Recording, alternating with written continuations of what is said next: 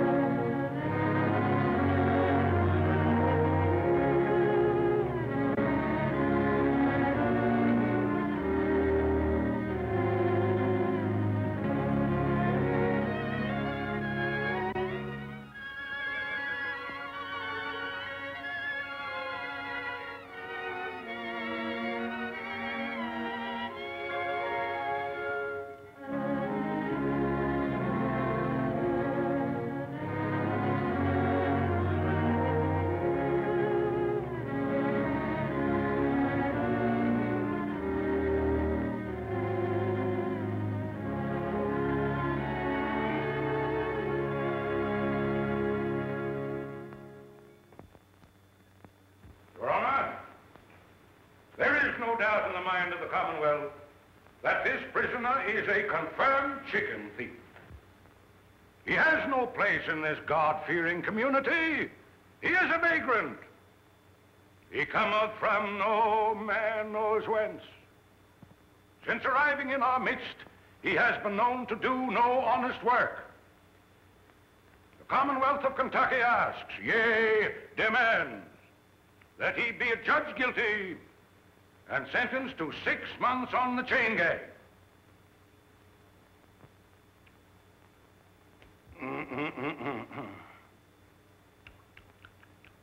Hey, boy, wake up there. Sheriff, wake him up there. If anybody's going to sleep in this court, it'll be me. Hey, wake up. Come here, boy. Here. Come on over here, right there. What's your name? Poindexter. Poindexter? Yeah. Who gave you that? Mr. Riley. Ranny? You mean Major Randolph Poindexter from down at Pine Bluff? Yes, Pine Bluff. Well,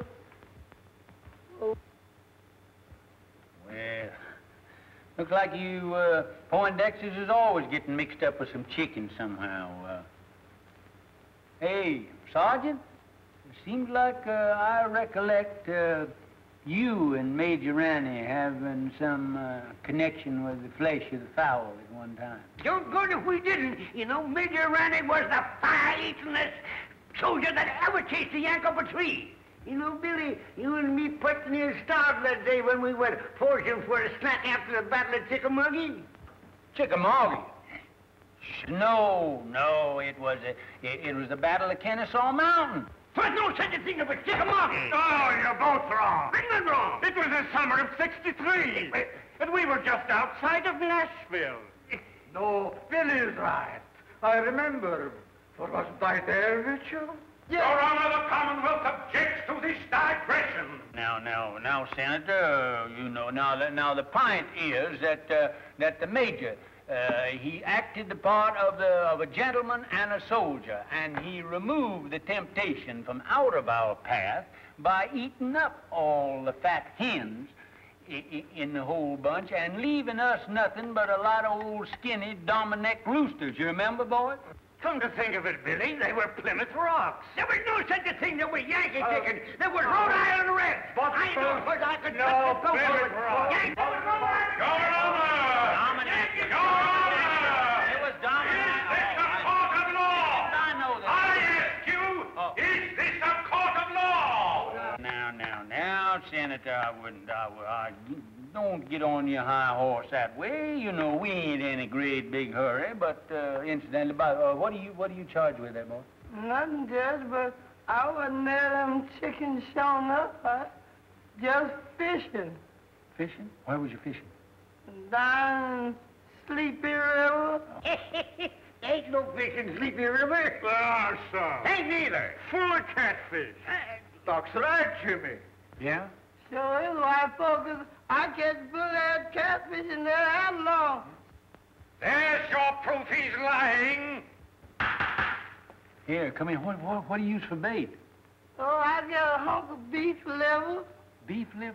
Yeah, I have to take the That's beef good. liver and put it on the hook and chunk it out there. Let them have the first piece for nothing, see, and then you put some more on that and chunk it out there, and then they think they're going to get that for nothing, and you catch them as long as you got the liver. And I go down there all the time, and I don't care nothing but that liver. Right, Judge, but it's still in the common all. Yeah, I remember. Oh, down there. I bet it must have been how long? Sure, sir. I told him the other night. I got to take down the judge's clothes. Got to take 'em in the house. Yes, Lord. Got to get out that old ironing board. Fix 'em up for the judge to wear. Yes, Lord. That's what I was going to do. Praise the Lord, Mr. Room. Is you a hand or is you ain't? Hi, Aunt Dilsey. How come you here? The judge say you up there at that college learning to be a lawyer, man. Aunt Dilsey, I got stomach trouble. Lord help you, white child. What them Yankees been feeding you? Not a darn thing. That's the trouble. What have you got for supper? Mr. Rome, you stay here. Us is going to kill the hot steppin'est rooster in the yard and a great big bowl of milk gravy and grits. And waffles? Don't you worry nothing, honey. You's home now. Mr. Rome's home. Mr. Rome's home. Mr. Rome's home. Mr. Rome's Hey, Uncle Billy! Well, if it ain't wrong. Well, salt me down. What happened up there? Did them Yankees kick you out of that law school? Huh? Sure they did, with a diploma. You're now looking at a full-fledged member of the bar. Let me look at you. Full-fledged, my gizzard. Yeah, lawyer. You know, you better get your britches half sold, because you're going to sit around a long time before you get your first client. Well, I don't mind, Uncle Billy. You know what happened to me before I got my first client, don't you? Lord, I sat through 2 Republican administrations before I...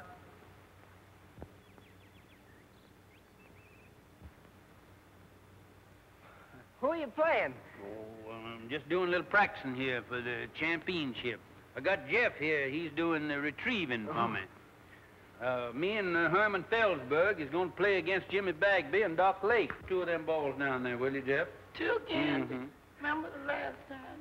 I'm going to show you what had happened to Jimmy Bagby now. If he's, just want to show you how far I can... Ooh, look at... Look at them Yankee shoes you got all that, Jeff. Look at that. Yes, I never seen shoes with buttons on them before. I seen pants, but... Oh, say, that's fine. Oh, just take your button shoes with you and just step that off and see just how far it is. All right, I think that's Uncle about Bill. a record. 1, 2, 3, 4.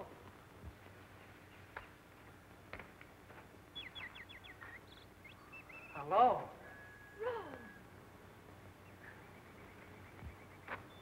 Glad to see me? Why, I thought you were still up north. I got in this morning. How'd you know I was back here? Well, I didn't, but Uncle Bill... My, you look pretty with those things. Isn't this a lovely spray? Mm-hmm. Now, young lady, I want to ask you a question. Please let me down, Rome. Miss Gillespie, will you please tell this court why you didn't answer my letters? I've got to go in. Really, I have. Now, tell the truth, the whole truth, and nothing but the truth, so help you. You know why. All I know is that you've changed since I went away. Well, that isn't it, Rome. It's just that we've grown up. You mean you don't like me anymore? Oh, Rome. Well, if my mother or anybody has said anything... Oh, Ellie Mae, I mean... Well, I'm old enough to choose my own friends. Please let me go. We've got to get this thing settled once and for all. I've got to go in, really, I have. All right, then. I'm coming back tonight and find out what it's all about. You can't. I have an engagement. Who with? Fleming Talley. Well, how about tomorrow night? Oh, Rome, it's no use. All right. That's the way you feel about it. You can sit right there till we understand each other. That's all right, that's all right. We don't need no more practice for them old men. Besides, that exertion calls for a julep. Yes, but you gonna wait for that young gentleman for you? Wait for him? Unless young folks has changed since I was skirmishing around. He won't be back quite a while. Just look at that goat. Ain't that a pretty sight? What, that goat? There ain't nothing pretty in the world than two young folks in love in the spring. What do about that goat? Oh, goat. My Lord, ain't you got any sentiment? Ain't you got no girl? Wasn't you ever in love? Stand around here talking about a goat or something. But your mint? What about my mint? A goat in your mint bed. It's in my mint bed. That guy. Yeah. Sit down. Acting like you starved. Get him now. Bet you hungry. Don't look. Why, William Priest. Oh, hello, Carrie. This is a fine how do you do. What will the neighbors say? I'm ashamed of you. What's ailing you now? That gum goat come in here and eat up my mint bed there. I'll bet he must have been the ruination of 1,000,000 juleps. You and your precious mint juleps. A circuit court judge. Where's your dignity? Dignity? I don't reckon the Priest family will ever have to worry about dignity, Carrie, not as long as you're alive and kicking. Well, it's a good thing somebody in this family has pride. I always told my brother when he married you that he saved the family name. Well, if he were living, he wouldn't be fooling around the front yard with a goat. That's not what I came for. Have you seen Rome? Oh, Rome? Rome? Oh, appears like I did see that son of yours around here a while ago. I expect he's downtown, though, now. You know, strutting around, showing off his button shoes. Now, don't you play possum with me. As if I didn't know you'd been encouraging that girl over there to set her cap for Rome. Carrie. If I didn't know that you had the biggest heart of any woman in the world, I'd think you're the most suspicious creature that ever come down the pike. Never mind that. You come up on the porch. I want to talk to you.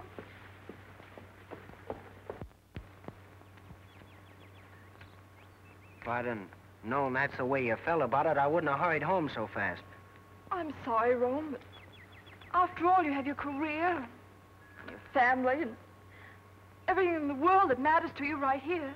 I don't think you care what matters to me. That's not fair, Rome. After all, I'm only telling you for your own good.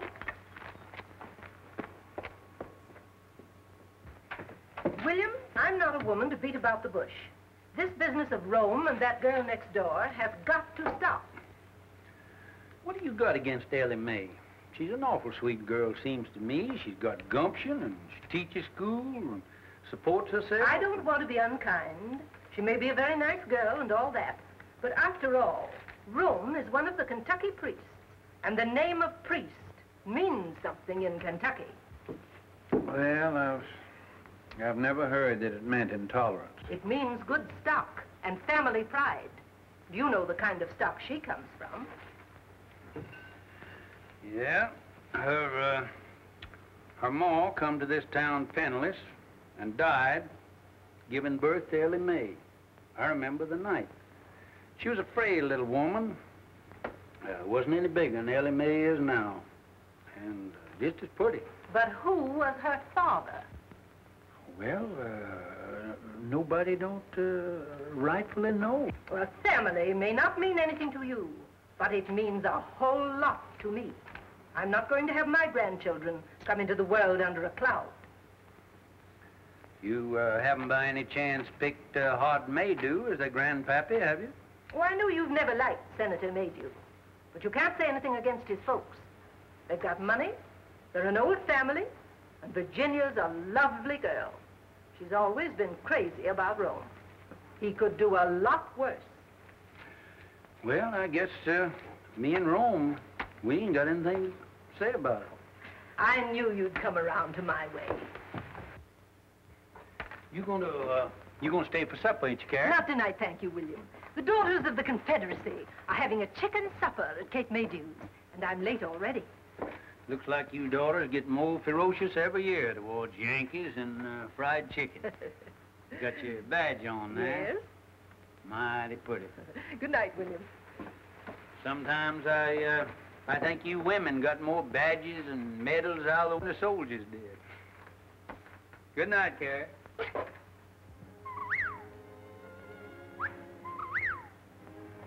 Listen to that old whippoorwill calling his mate. Him and his kin has been nesting around here for nigh on 30 years. It's a lonesome kind of sound, isn't it, Uncle Billy? Tis so. You know, the good Lord never meant for nobody, either man or bird, to live by themselves. Uncle Billy, why didn't you come and live with us after Aunt Margaret died? Oh, I never could stand your ma's cooking.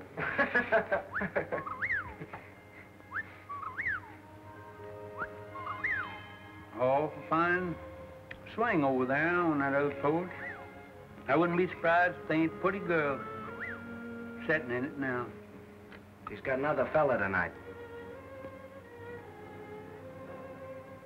Ellie Mae sure is pretty. Fella gets her will certainly have to do some prancing. He can't sit around and look glum all the time. There he is now. Who? That Flem Tally. The barber? Yeah. Gives awful poor shade, that fella. Whoa. Whoa, babe.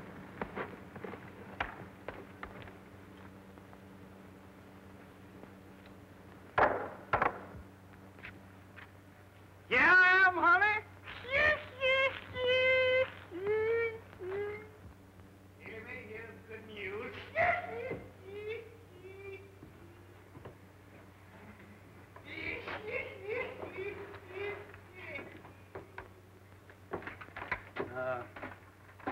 Son, there ain't nothing will get your mind off women folks like work. Will you run back in my library there and get my old Kentucky Code of Statutes? It's an old calfskin book up on the top shelf there. That gets me, that brain there. Long years, I'm just gonna see if I can't stop him. Gabby Rives and Joe Herringer, you know, the boys that work for me down at my barber shop. Well, they comes to me tonight and wants me to go over to Old Town. Some high-flying gals over there. But I tell them no. I can have all the fun I want right here at home. Now, guess who I was talking about? Couldn't I make you some lemonade? Lemonade? Sure, honey. And I got something to sweeten it with. Right out of the mountains and kick it like a mule.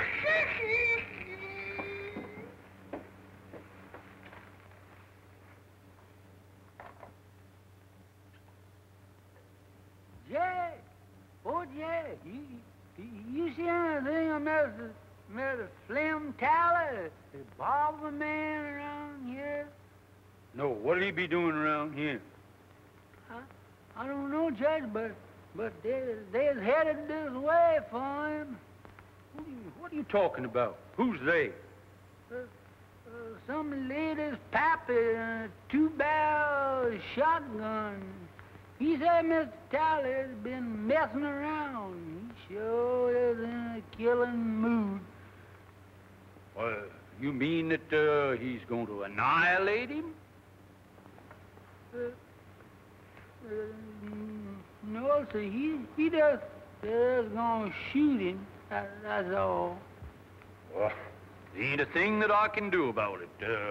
My job don't stop until they've got him all laid out in the morgue, full of buckshot, cold and dead and ready for burial, then I steps in.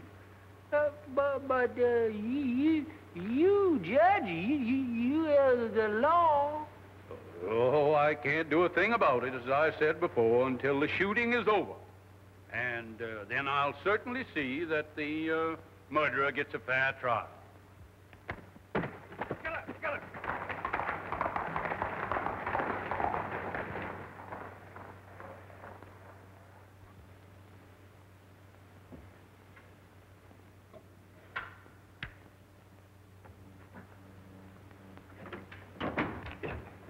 Uncle Billy, I couldn't find that book anywhere. What book? That Kentucky law book.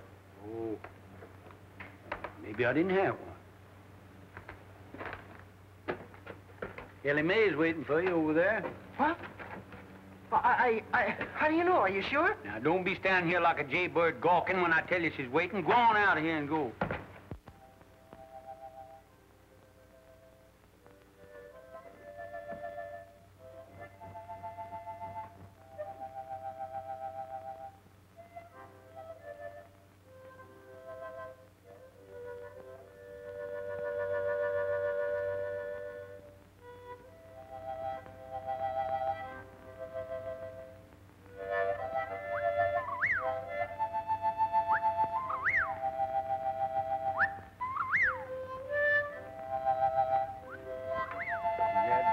Whippoorwill. Mighty poor company on a night like this.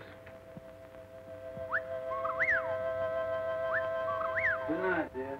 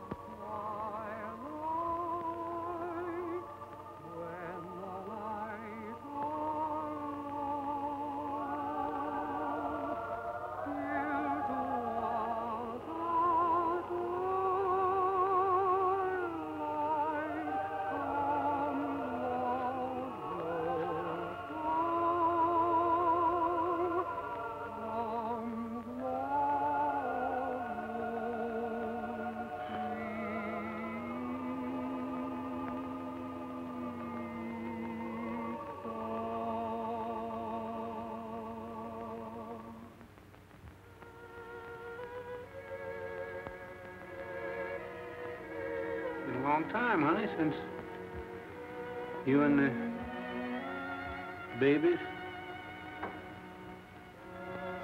went away. Oh, Rome come home tonight.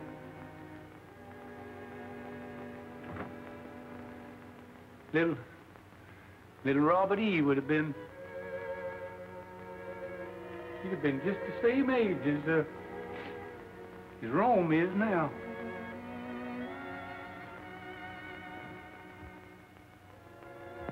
I guess it's Rome coming home is what makes it seem more lonesome than ever around here.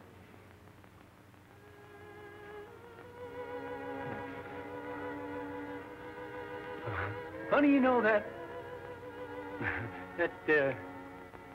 fella that he enlarged that tin type, he sure did a pretty job.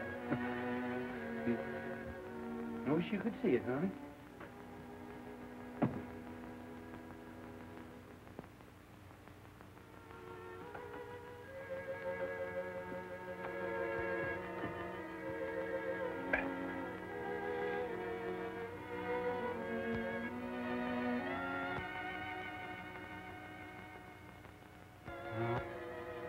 See, that fella put that gilt on there.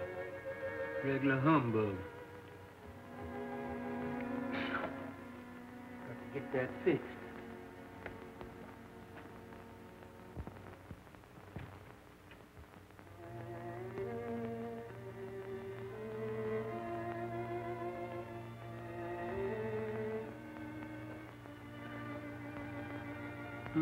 Honey, it sure is a pretty night. Been an awful late spring. But I don't know when I've seen the flowers looking better this time of year.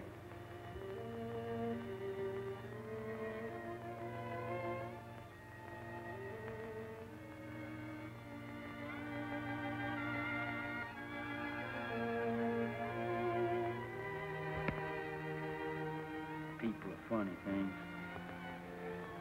Always got their eye set on something. Rome, he's got his eye set on Ellie Mae, and Carrie, she's got hers set on old Hod Maydew's daughter, Rome. Old Hod, he's got his eye set on my job. Some of them's gonna be disappointed. Them honeysuckles sure do smell sweet. Seems like I just can't get my nose full enough of them.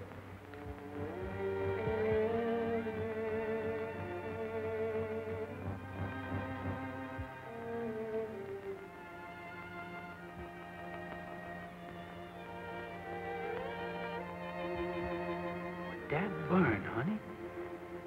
There's Bob Gillis over there at the grave.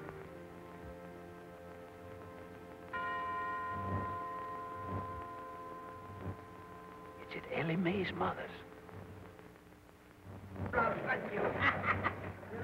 You're a pretty boy, though. Yes, sir, you is. Hi, Jimmy. Hello, Billy. What are you doing there? Figuring on getting called to the colors again? Hello, Gillis. Well, You never know what them Yanks is going to do. We licked them once, and I'm keeping old Deadeye ready in case we got to do it again. Say, better look at old General Forrest there. Think he's gonna need a little shoeing pretty soon. Well, I'm mighty busy right now, Billy, shoeing them two horses over there. Hey, Bob, we better take a look at the judge's horses, some of them.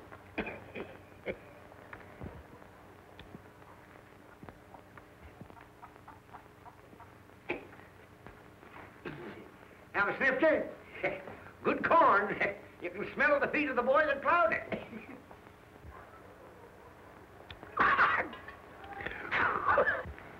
That breath of yours is like a hot mince pie.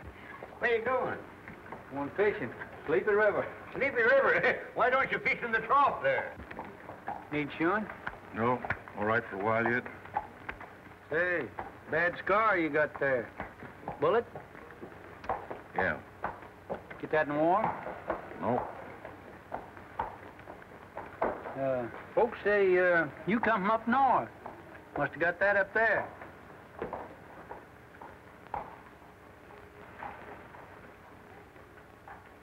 We'll talk to Jeff first, find out anything. Hey, wake up here. Somebody come along, steal the horse, and leave you sitting here holding the line.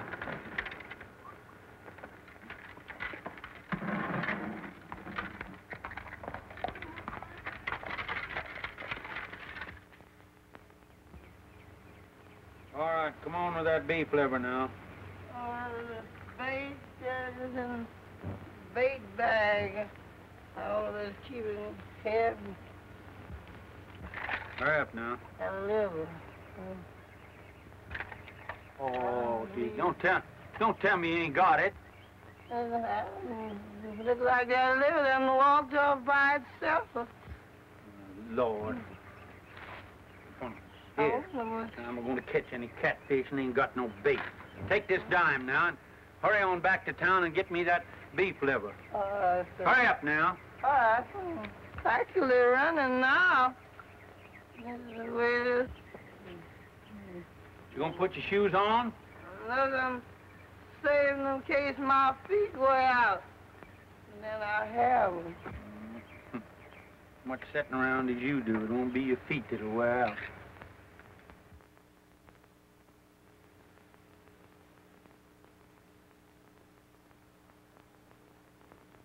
Master Jesus wrote me a note. He wrote it on the wood. He tell me to put on my Sunday clothes, for he's coming to fetch me soon.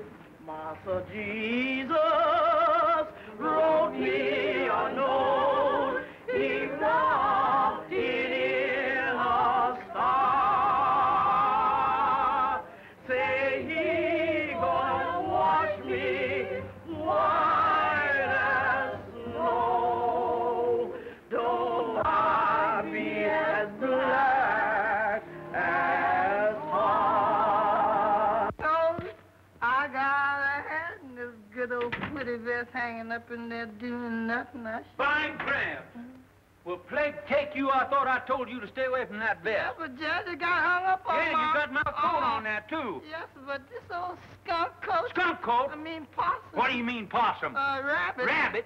Say, listen, every inch of that is raccoon. Better be raccoon. I took it off a rich Yankee. Now you get in there and put them things away from there. Better get on over at that festival, lad. Dilsey might be needing you, too.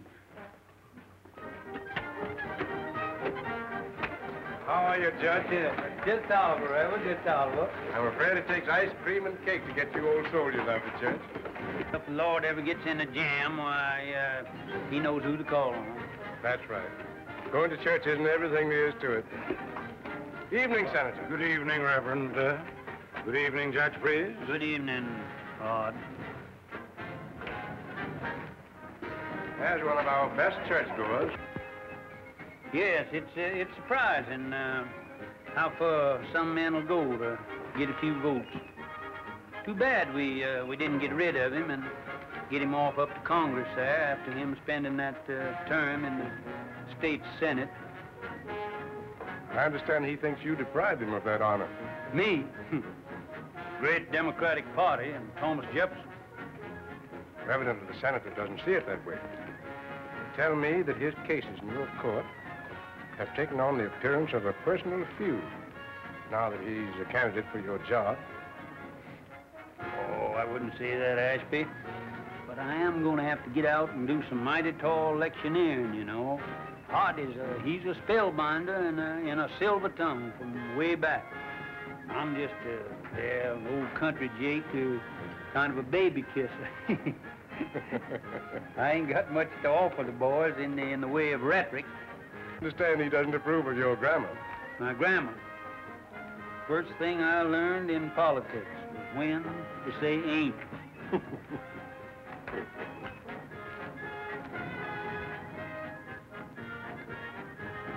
Speaking of ice cream, did I ever tell you about Shiloh?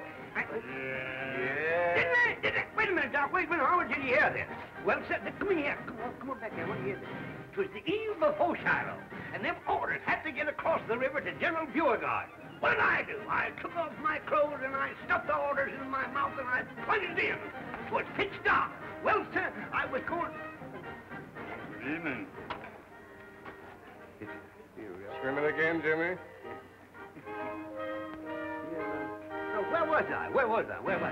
Right in the middle of the river. Yeah, yes, sir. There you're swimming in 12 miles to go yet. And there I was, swimming and swimming, diving under and around Yankee gunboats, Yankee boats all around me, surrounded by Yankee gunboats, and me dodging them right in... Gunboats?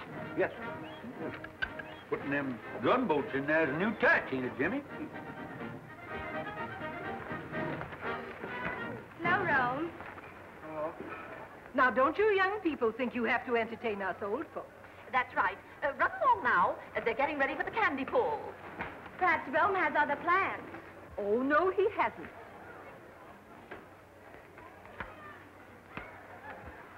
I declare, Virginia gets prettier every time I see her. And I know you're happy to have Rome at home again. Oh, he's such a nice boy. Don't they look fine together? Look at them, Horace. Ah, yes. Youth beauty. Why, I remember when I first crossed the threshold of my young manhood and listened to the sweet murmurings of my heart.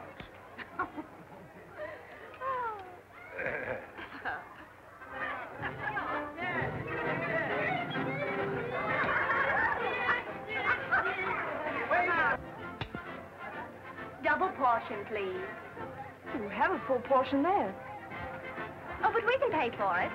Can't we, Ro?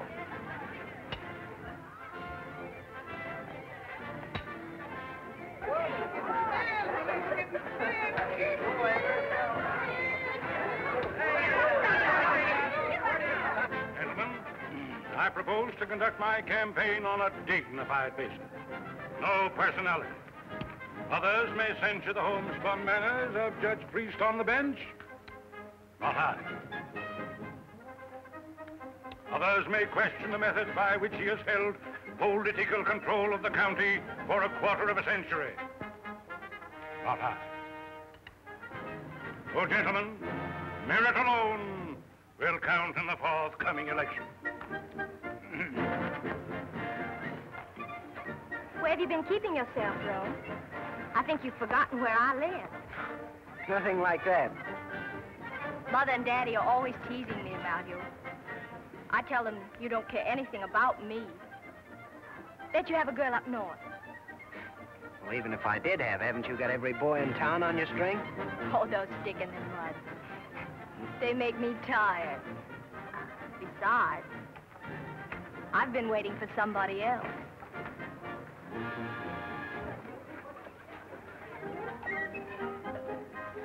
Attention. Say, what's the prettiest gal at the festival here, moping around back here by herself, huh? You want some taffy, Judge? I ain't much of a taffy puller.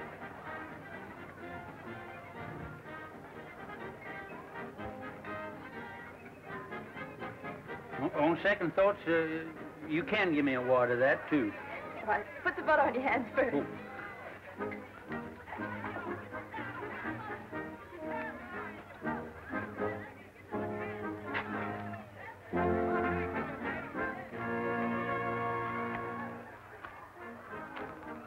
Oh, Uncle Billy. Oh, no. You ain't doing that right. What's the matter with it? Here, let me see your hand. You ain't got no butter on there, no wonder. Here, let me show you. Here, put mine in here. Let me show you. There. Go on up there. Run on up there and put some more stickum on your hand there. Go on, right up there. All right, Uncle Billy. That's it. Now, here. Put that right over in there now. Now, here. Now, that's the thing. Candy pulling, you got to keep your mind right on it. Look, that's how you're getting it all on your hand. Keep your mind on what you're doing there now. Lord, you pulling candy with champion candy puller of this neighborhood now.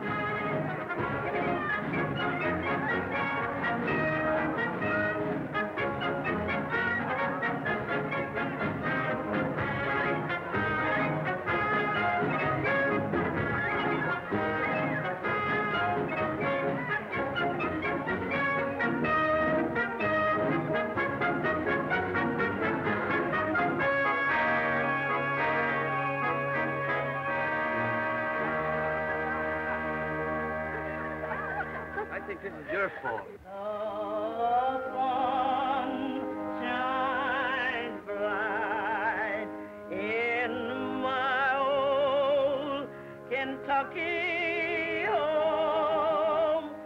This summer, the darkies are gay.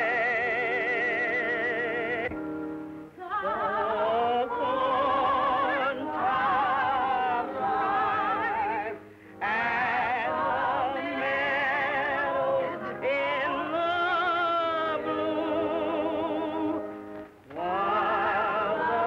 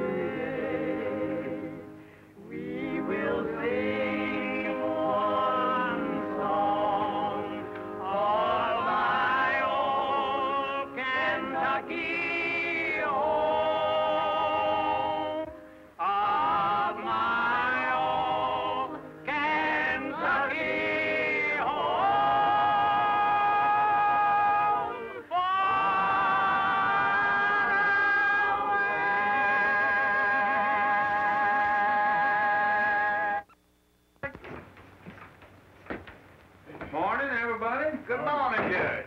You next. Hey, Flem, you got the only lively spot in town. Here, Gabby, what's the latest news in the paper this morning?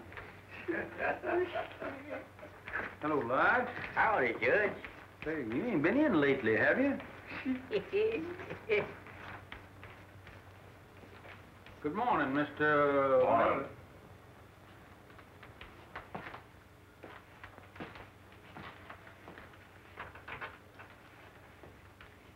Nice day. Yeah. Oh, Flem, here she comes.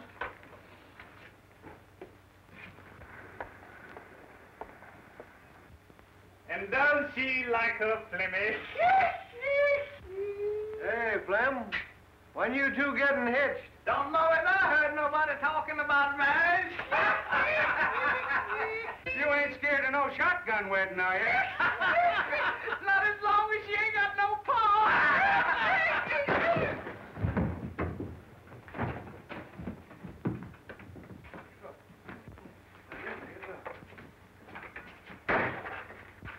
Say, that fellow's gonna make himself mighty unpopular around here. That's right, Judge. Yeah. There's about 2,000 male citizens here that's gonna be mighty sore at him. Yeah. When they find out that he punched you in the jaw before they could.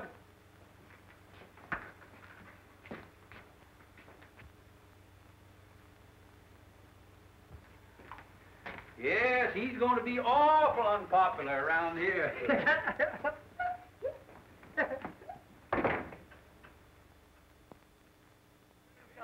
Remember, we're not licked to the last shots fired. You ain't gonna have no excuse. I got the grounds in good shape. Yeah. You choose up with, Billy. There you go. Yeah. 1, 2. Yeah. Oh, your hands shook. Who starts, Irvin? Yes, sir.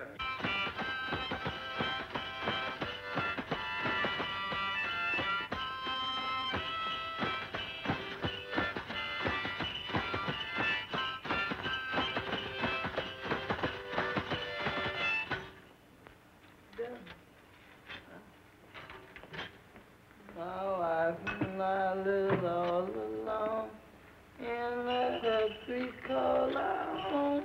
Ain't put enough in that death is just like more than that. Yeah, enough. You gotta spare one of them. Death of it.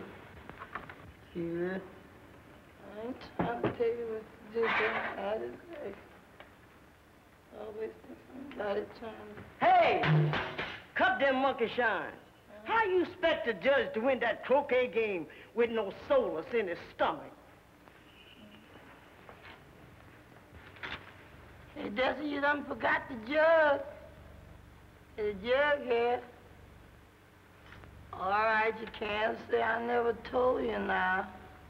Leaving somebody here with all this stuff. I bet she gonna blame me for... Don't see you around much. No. Trying to keep to yourself, don't you? Yeah.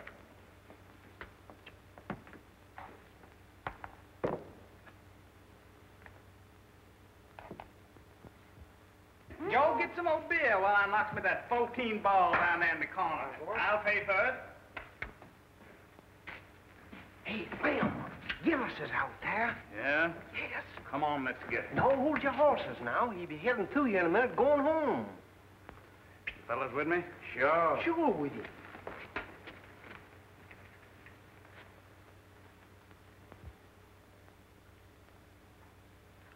Another? Nope.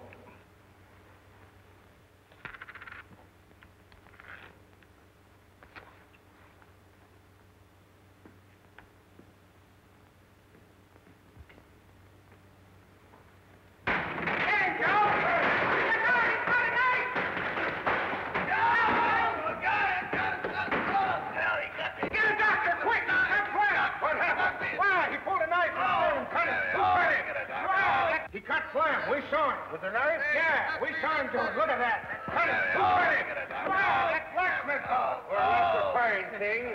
Get a doctor.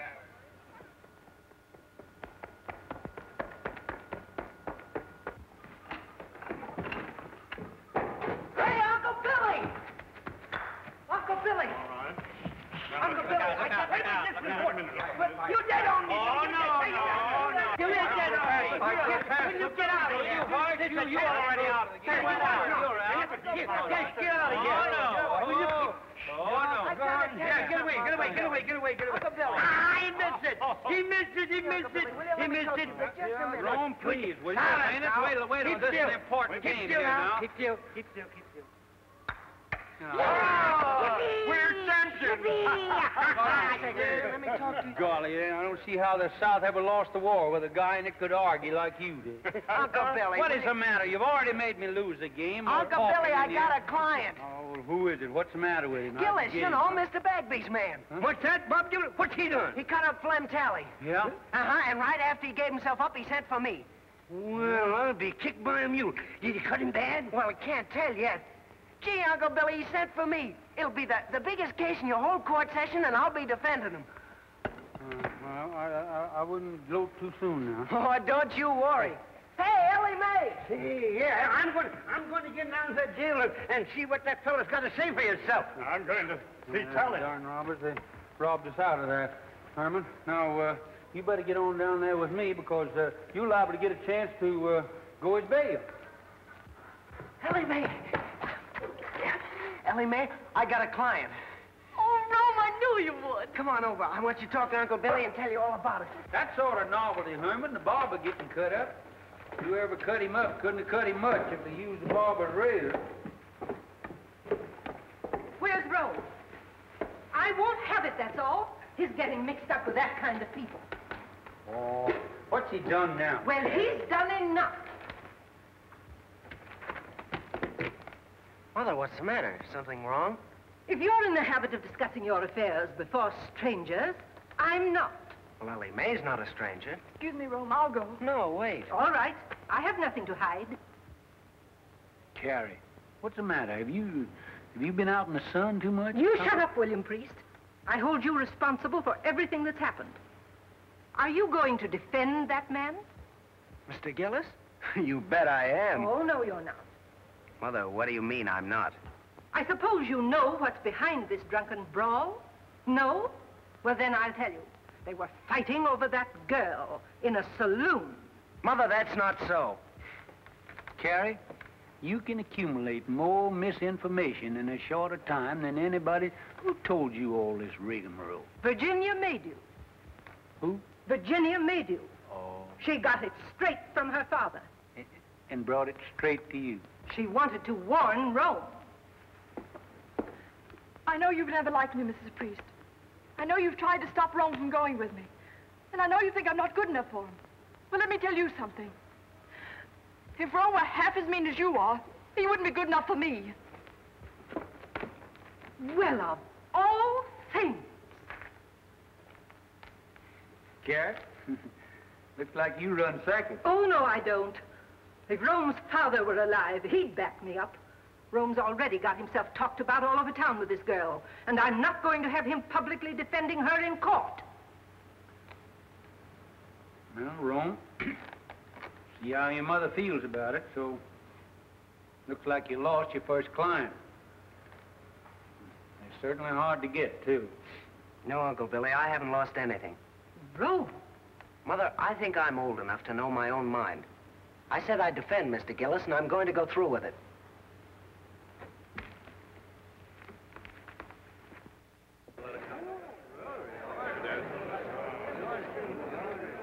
Right this way, Reverend. Have that chair there, please, sir. Hi, Irvin. Hi, Luke. How are you? Well, all right.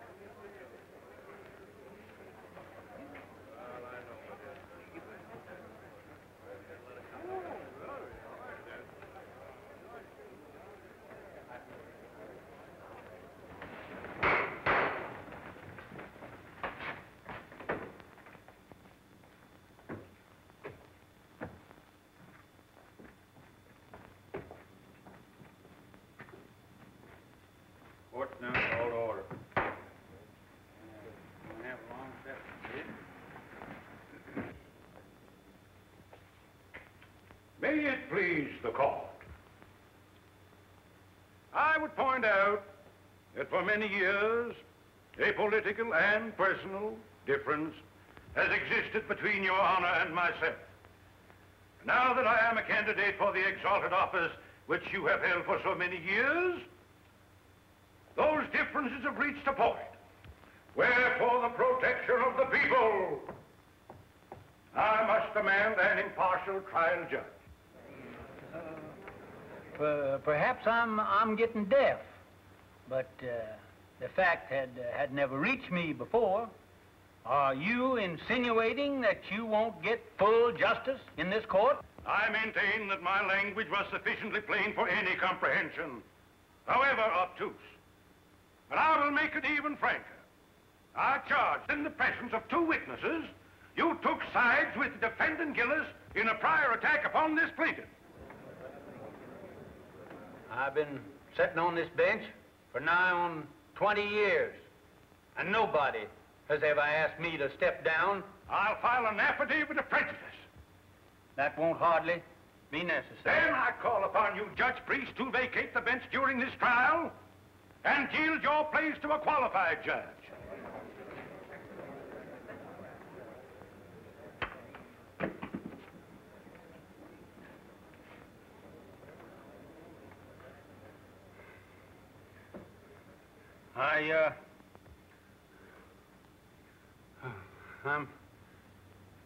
I'm not denying, Senator, that you kind of took my breath away. I guess I had just sort of got the habit that I was took for granted here on this bench. Gosh, I'd put me a raise in this courtroom. When I quit fighting, 65.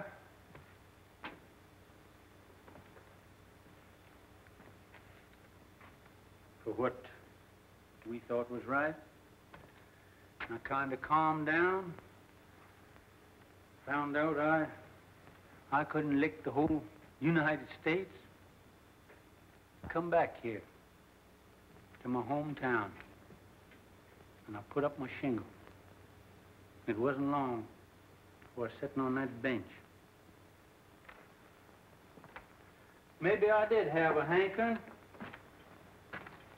for the spirit of the law,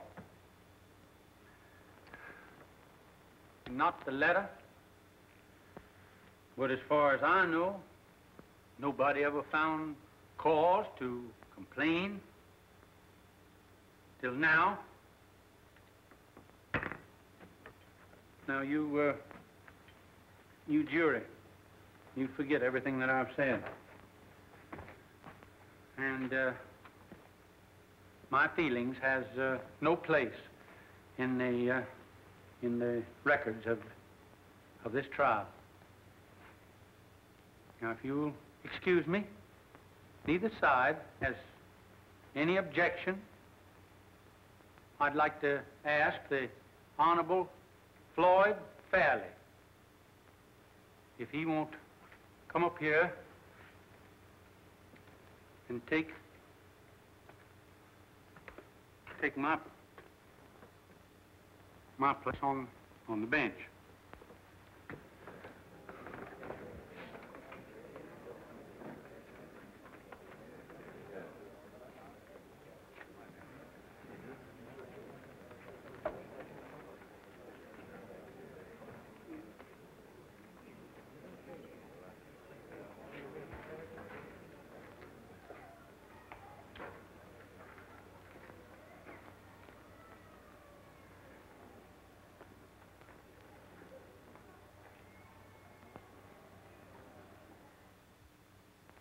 Well, what happened then?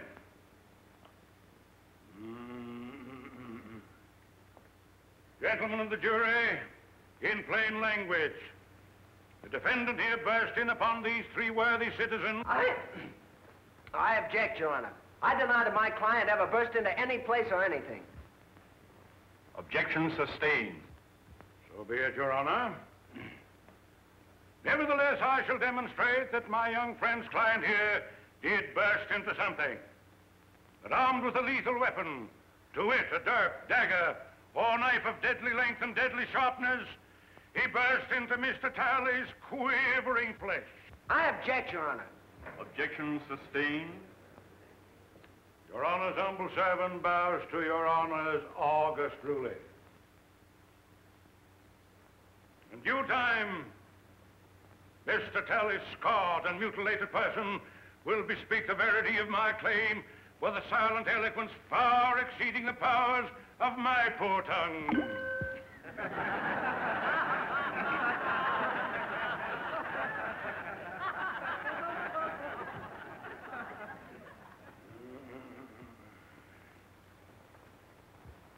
We was playing bottle pool when he come in and attacked at me. Didn't you attack him with a billiard cue? Not until after he come at me with a knife. Well, it's just like Flem says. We wasn't paying him no mind and he come looking for Flem. But weren't you three all armed with billiard cues? Well, never heard of nobody playing pool without 'em.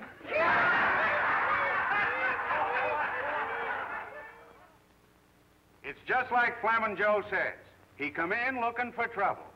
You don't like the defendant, do you? Who does?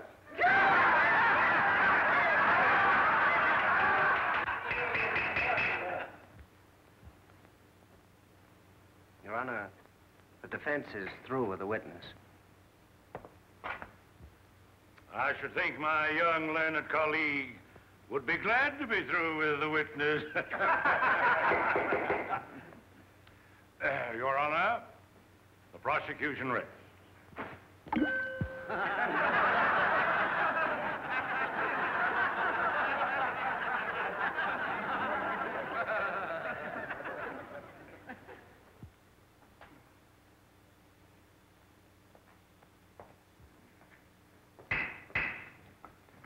Before the defense proceeds, this court recesses for half an hour.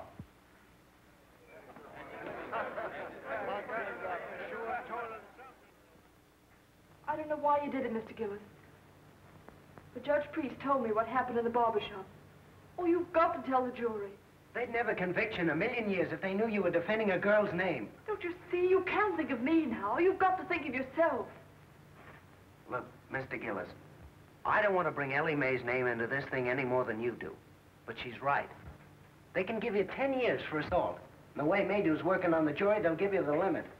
Oh, you've got to tell the truth, Mr. Gillis. Don't you see? You've got to. I ain't gonna tell him anything. Yes, sir. Tally lied all the way through. And Herringer and Gab Rise, they lied too. It was 3 against 1 in Billy Gaynor's back room, and it's 3 against 1 in this here courtroom. Have you ever been in any other cutting scrape in town before? No, sir. That's all. One moment.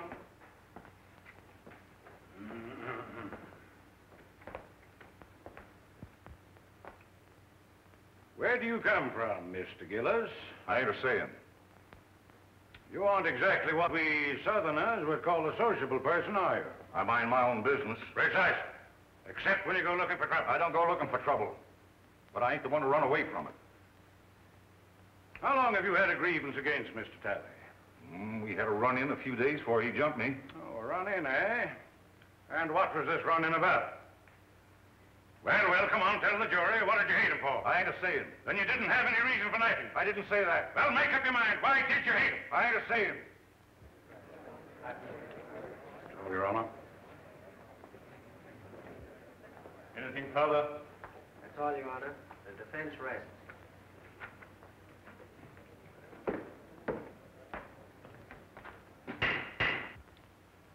This court will adjourn till tomorrow morning.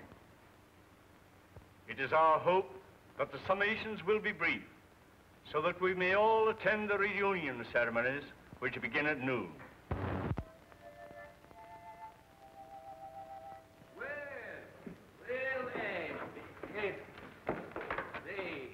This is a pleasure. I don't get the chance to do this often. You certainly does me honor. Here, Jeff, make the Reverend comfortable there.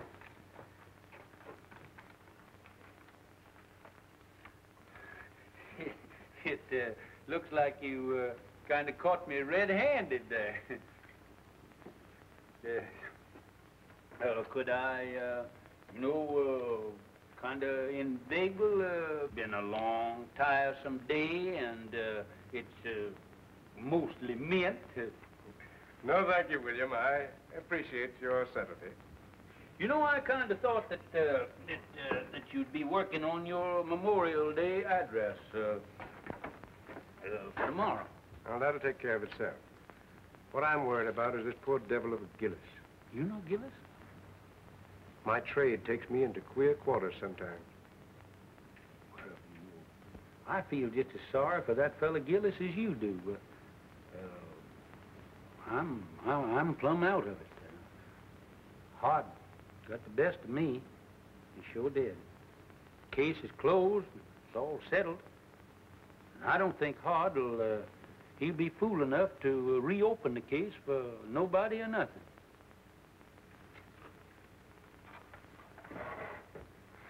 William, I have a duty to perform. The Christian's duty. I'm going to violate the sacred confidence of another. I'm going to break a pledge of secrecy because it's the only course that I see that lies before me. I'm listening, Ashby. 25 years ago. The judge has sure been hard misery. Reckon folks ain't been acting just right. Maybe his stomach's been complaining and he needs a toddy this night. Yes, Lord. Yes, Lord. 'Cause tomorrow he's got to be like Mr. Samson, saving Daniel from the lion's den. Saving Daniel from the lion's den. Yes, Lord. Yes, Lord. The judge could do with a toddy right now. Yes, Judge. Yes, you'll see soon as I get me some men. Oh, Jeff. Jeff. Come on, hurry up here. Come on here, want to haul at you. Where you been? Well, I was... Hey, listen, you want to earn that old coonskin coat of mine? I can have that coon coat, Judge. Thank you. Yeah, wait a minute. Come back here. You can if you do everything I tell you to. Do you know a gentleman by the name of Mr. Hod Maydew? Yes, that mean man, that coat house. Yeah. Well, now you see that he gets that, but don't you let him know how he got there. That's see? all I got to do. Yeah. Thank Say, you. wait a minute. Can you play Dixie on that thing there? With that coon coat, yes, I played Dixie with marching through Georgia. Oh, way ahead. Marching through Georgia. Yeah. I got you out of one lynching. Yes, but for that coon coat, I know what I was going to get you playing marching through Georgia, I'll join the lynchers.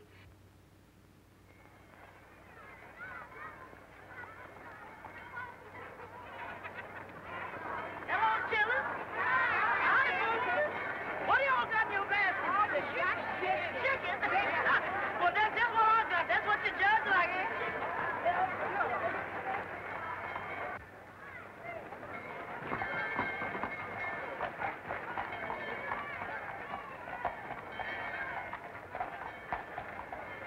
Hey, the jury's coming in. Hey, Lamb, come on, the jury's coming in. I'm telling you, Sheriff, we've lost the bass drum. How could you lose a bass drum? Someone stole it. We need it for the parade.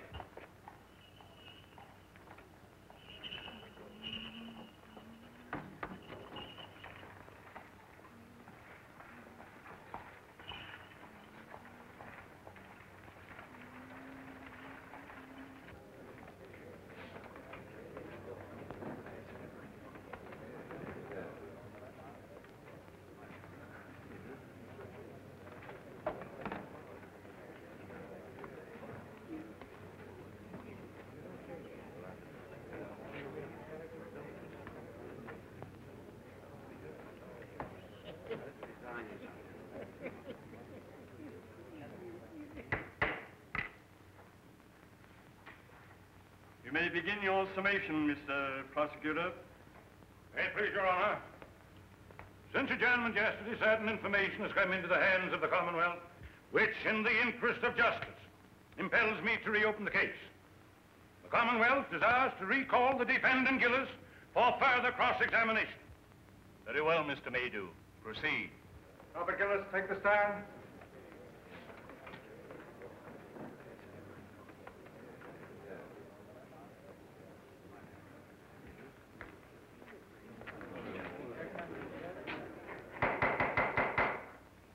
Your Honor, as I recollect our procedure, for the time being, I'm an ordinary member of the bar. In good standing? Not ordinary, sir, but absolutely in good standing. Thank you, sir. Thank you, kindly. Then I have the honor of announcing myself as Associate Counsel for the defense. Seeing as the case has been reopened,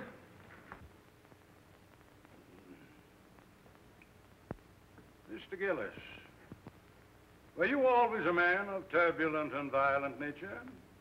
I always left them alone as left me alone. Is that so?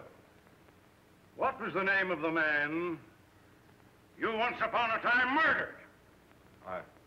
I never looked on it as no, it wasn't murdered. A man was killed, wasn't he? Yes. And they stuck you in jail, didn't they? Yes. And they charged you with murder, didn't they? Yes. And the jury found you guilty, didn't they? Yes. Were you sentenced to be hung? No, I went up for life. Did you escape or were you pardoned? I ain't a saying. And I won't tell you no more no matter what you ask me. You don't need to. Judge Priest, your witness. no questions, Your Honor. But, Uncle Billy, hasn't the defense any evidence to offer in rebuttal, Judge Priest? One character witness, Your Honor. Mr. Clerk, will you kindly call Reverend Ashby Brand?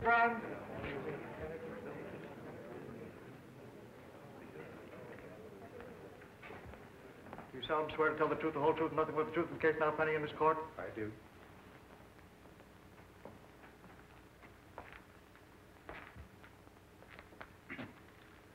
Reverend Brand, before you come to this town, what was your occupation? In my early manhood, before I took holy orders, I had the honor to be a captain of artillery in the late war. In the War of the Rebellion? No, sir. The war for the Southern Confederacy. Yes, sir. You're right, sir. That's right. He's right. Oh, my error, One moment, please, Your Honor.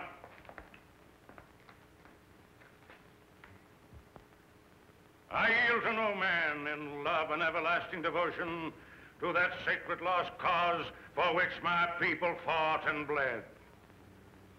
But though I cherish all those dear and everlasting memories, which even the bare mention of that great conflict must awaken in every true Kentuckian's bosom, I fail to see any possible connection between this reverend gentleman's military record and the guilt of this man, Gillis.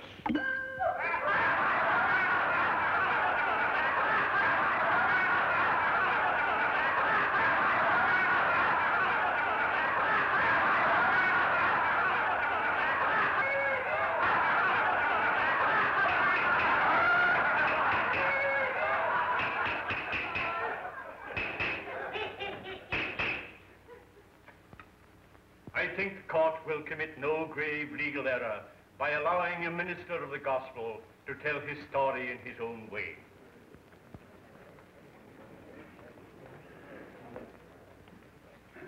Meander along, Reverend Brand. As many of you know, I am a Virginian.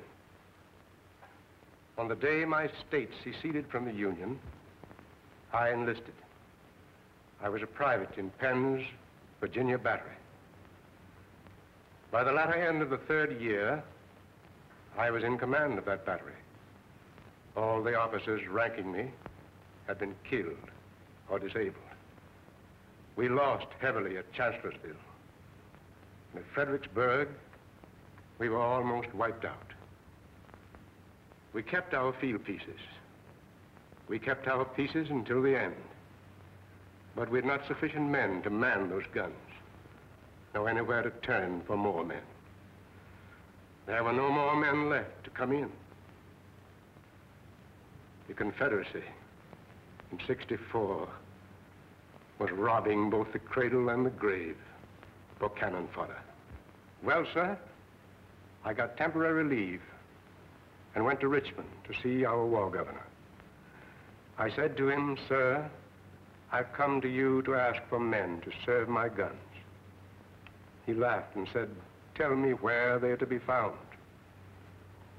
I said, "Among the chain gangs from the state penitentiary." He said, "You've come too late, young man. I've freed every convict that might conceivably be trusted with freedom. There are left only the lifers, and I dare not turn them loose. They are working under guard, building defenses for you to fight behind." He opposed me, but I argued with him. Finally, I won. He gave me authorization, signed it, and with his own hand, affixed the seal of the sovereign state of Virginia. I rode back to the line, sir, and I found my chain gang. I told them to drop their tools and line up before me. I told them, if you go with me, you go to face a hell of destruction and suffering and death. But I said, if you do go, you go as free men, as soldiers of the Confederacy.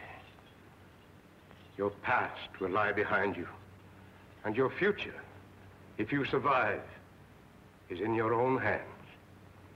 And I promise you this much: if you stand fast, if you do your duty, if bravely and honorably you acquit yourselves as men, then such of you as live through to the end, and some of you will live, are not to come back to this. It's for you to decide. Those who remain behind, stand fast.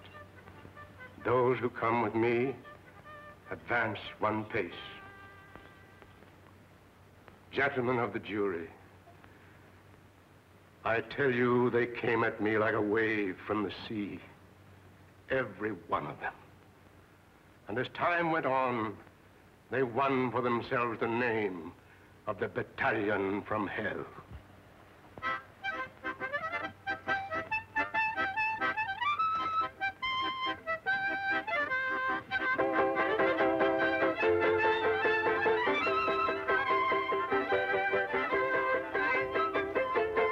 Those men, those felons, with the scars of their shekels still on their legs, they fought for the South like men, none better.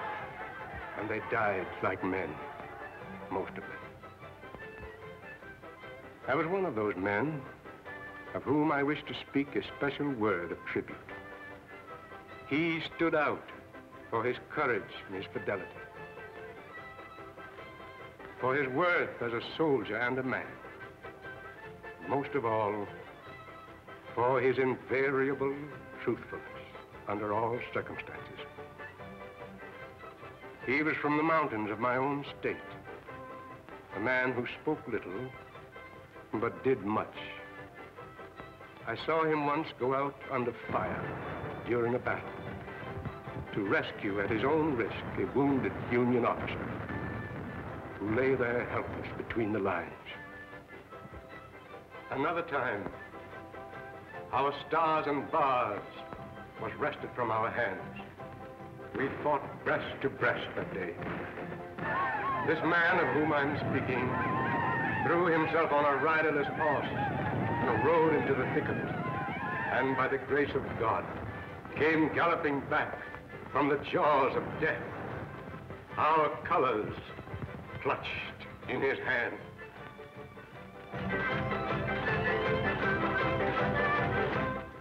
And another day, when every man who served his gun excepting him, was down. I saw him when the Union infantry charged, sitting astraddle his useless gun, and with a rammer for his only weapon, waiting for the enemy to come within reach. The countercharge from our infantry saved him.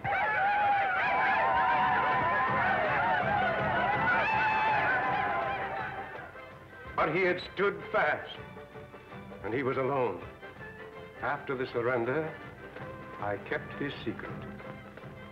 I kept it to this very hour.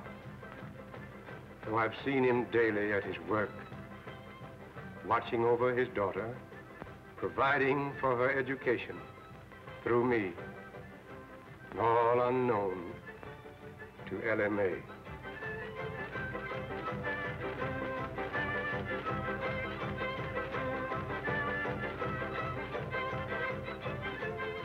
Gentlemen, as a soldier, I knew that man as Roger Gillespie.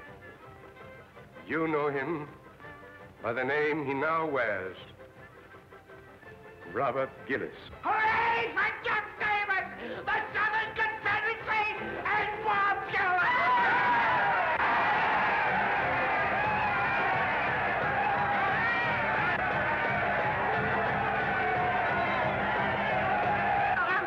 Get out of the way! Can't you see that poor, helpless child needs a mother?